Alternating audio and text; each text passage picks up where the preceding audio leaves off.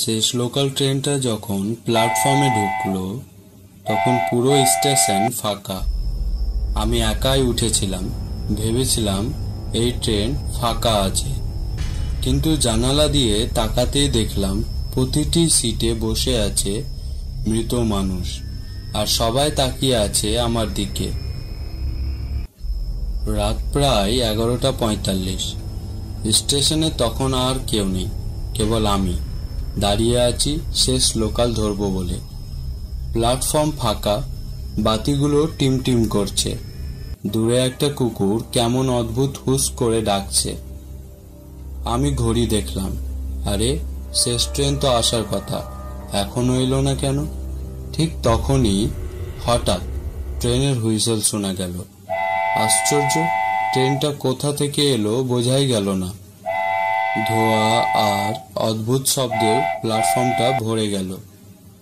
আমি উঠে পড়লাম ট্রেনে। কামরার ভেতর অদ্ভুত নিস্তব্ধতা। কয়েকজন যাত্রী বসে আছে, কিন্তু সবার মুখ কালো ছায়ায় ঢাকা, যেন কোনো মুখই নেই। হাওয়া কেমন ঠান্ডা হয়ে উঠল। আমি সিটে বসতেই সামনের লোকটা আস্তে আস্তে মাথা ঘুরিয়ে তাকালো। তখনই বুঝলাম তার মুখ নেই, কেবল ফাঁকা চামড়া।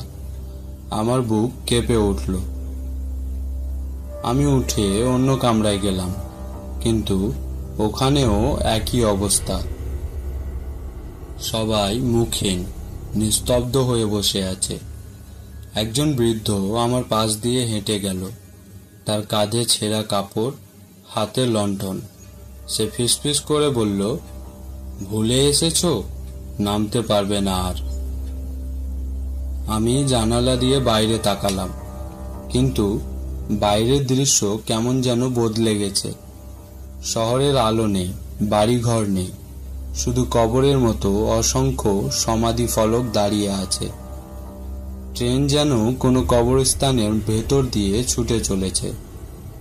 হঠাৎ ট্রেনের বাতি নিভে গেল। অন্ধকারের ভেতর শুধু মানুষের কান্নার শব্দ শোনা গেল। কেউ ফিসফিস করছে, আমাদের সাথে এসো, এখানেই তোমার জায়গা। আমি ঘামতে শুরু করলাম। পেছন থেকে ঠান্ডা একটা হাত আমার কাঁধে পড়ল। আমি ঘুরে তাকাতেই দেখি একটা মৃতদেহ সদৃশ নারী, চোখ লাল, মুখ থেকে রক্ত ঝরছে।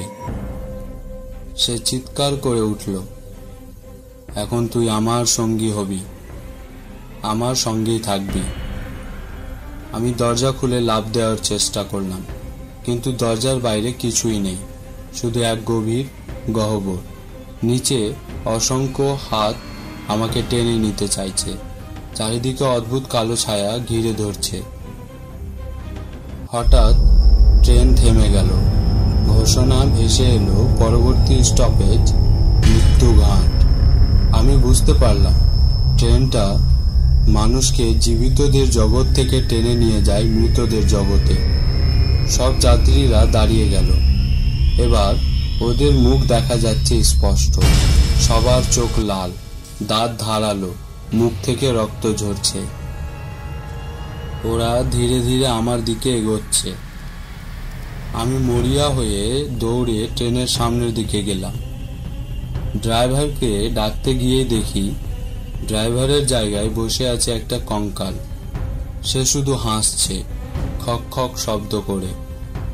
আমাকে দেখেই বলল, তুই তো একাই উঠেছিস, নামতে পারবি কোথাও? আমি ভয়ে চিৎকার করে উঠলাম। তারপরই হঠাৎ সব অন্ধকার হয়ে গেল। চোখ খুলে দেখি আমার ঘরের বিছানায় আমি শুয়ে আছি। ঘাম ঝরছে শরীর থেকে। ভাবলাম, সবটাই তো স্বপ্ন ছিল। আমি হাঁপাতে হাঁপাতে পানি খেতে গেলাম। হঠাৎ বাইরে থেকে ট্রেনের হুইসেল শব্দ ভেসে এলো।